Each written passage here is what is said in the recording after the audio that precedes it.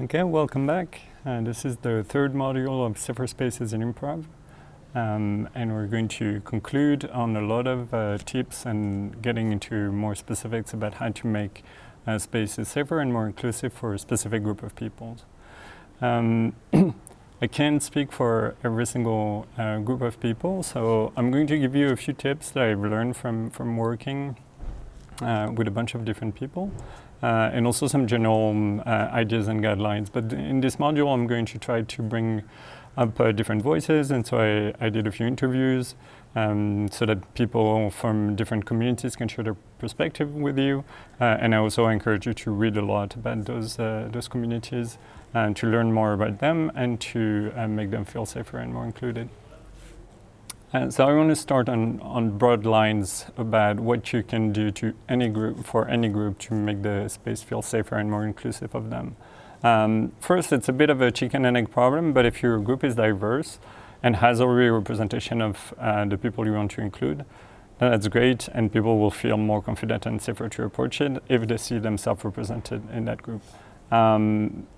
I know it's not easy because, again, chicken and egg, but that's actually a very important thing. So if you don't have an important group, you should really think about recruiting very specifically people who are part of the groups you want more of. Secondly, I would say if your group isn't diverse, I would question the content of your improv. Do you have diverse representation on stage, and are those representation favorable or unfavorable? Like if you make a lot of expenses at one group's expense and they're not represented in your group, that sends a very clear message that those people aren't part and aren't welcome in your group. So I think it's important to also think about what type of improv you do and what type of representation you put on stage. The third thing I would say, and that's like the most effective rule for true transformation, is to hire people who are part of those groups and put them in position of power and let them change your space as much as they want to. And it might feel very uncomfortable because you're going to lose part of the things that you used to like, but maybe the part that you used to like were the things and that were in the way of your group for your group to be more safe and diverse. So you really need to bring in some people, pay them, and let them transform your space. Another thing that I would say is important is in your communication, are you doing outreach? And are you targeting your communication towards the group you want to recruit? And that can go from things that are very explicit, like saying, this group is welcome in our space, or things that are a bit less specific and more implicit, such as having advertisement and like pictures or colors that appeal more to some group than another. And I would strongly suggest you not cheat too much on this. So like if you put a big LGBTQAI plus rainbow flag on top of your banner, but everybody is straight in your group, or if you have like a stock picture of a group of all black improvisers and everybody's white in your group, then you're kind of deceiving your target audience. So don't do that. But also when you pick pictures and your advertisement, make sure that you're explicit about inviting the people who you want to be invited in your space. So those are the general broad guidelines. And then I'm going to go a little more into specific groups and share with you what, in my experience, make those groups feel safer and more included. So we'd start with women who tend to be underrepresented in improv. And for women, I would say one thing that is important is to really have strong anti-harassment policy. If your group isn't safe and if there's a fear to be harassed, like flirted on or sexually assaulted, then there's no way women are going to stick around. So you really need to work on your anti-harassment policies. Second thing is, I think it's important to have good representation. So having staff and teachers who are women is going to help a lot. And third thing I would say is to be really careful of your content and what you endow women with.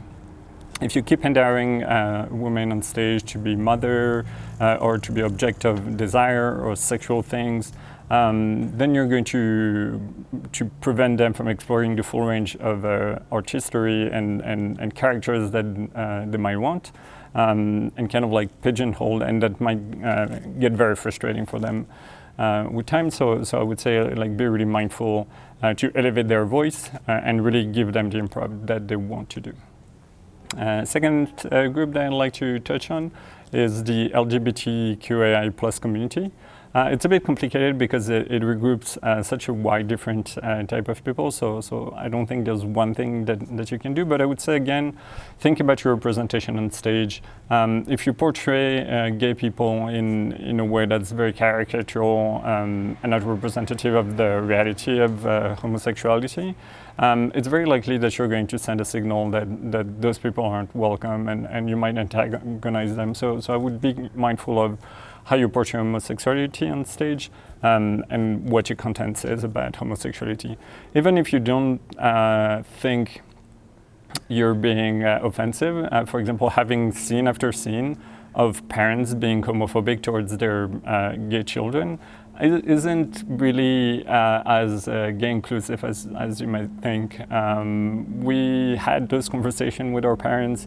We have friends that had those conversations about it with their parents. It's not that interesting to us to see people just being homophobic for the sake of being homophobic. So again, like be mindful of your content to send the right message.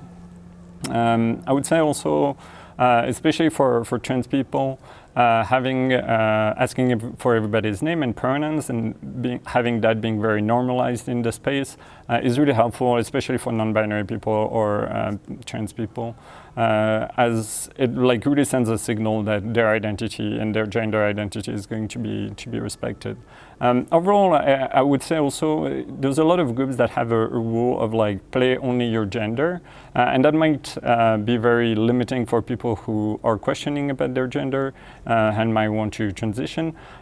So having a little flexibility on that rule, I think, will help bringing some people who want to explore different gender presentation, different gender identities, and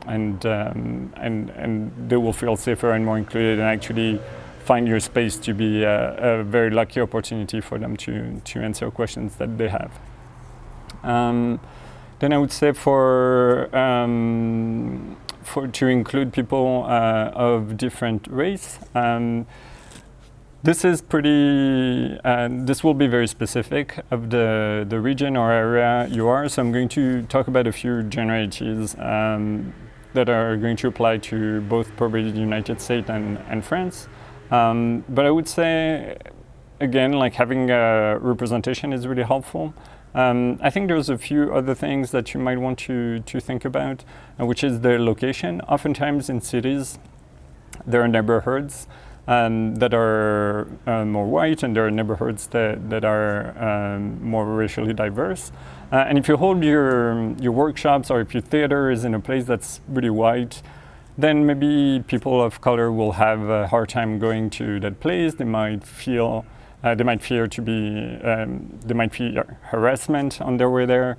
They might be concerned that they will get in trouble. It will also probably be further away from their house than it will be for the rest of your team.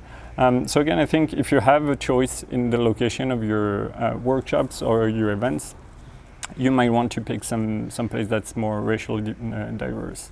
Second thing is that it's really, really common to have racist stereotype or racist sentences. And so again, I think that's really important to examine your content and your behavior and be really strict in your policies to really rid your group of any racist attitudes and to make the space feel more comfortable for people of color. Then I will talk about low-income folks. So most of the time, and I very rarely see that in improvisation, but there's oftentimes a fixed price both for show tickets, for workshops, and so on. And actually, typically in the queer community and in other communities, it's really common to have a sliding scale, which means that people can give whatever they want to get access to your space. And it's a bit scary when you're an organizer, but in my experience, every time I've run an event with a full sliding scale, people have been very generous. And I usually end up making a little more money than I would have if I hadn't given the choice to the participants to give whatever they wanted. So the idea is that people can select the price from 0 or like a minimum amount of money to whatever they want, and you might want to indicate like a medium price or a price that makes your event run and be sustainable, and then let people choose if they want to give a little less or a little more, and encourage them to do so, to allow people of lower income to come in. That doesn't solve everything, because then there's always issues of transportation and housing. For example, if you're having a festival, then it will be hard for people to come in to your space, to travel to your festival and then have housing, but already having the option to have a sliding scale for the ticket is going to be helpful. And I will finish with disabilities. So I've worked with a few people with disabilities. So first, the first question you might want to ask yourself is your theater or your workshop space friendly for people in wheelchairs? And there's actually a lot of people who do theater who use wheelchairs.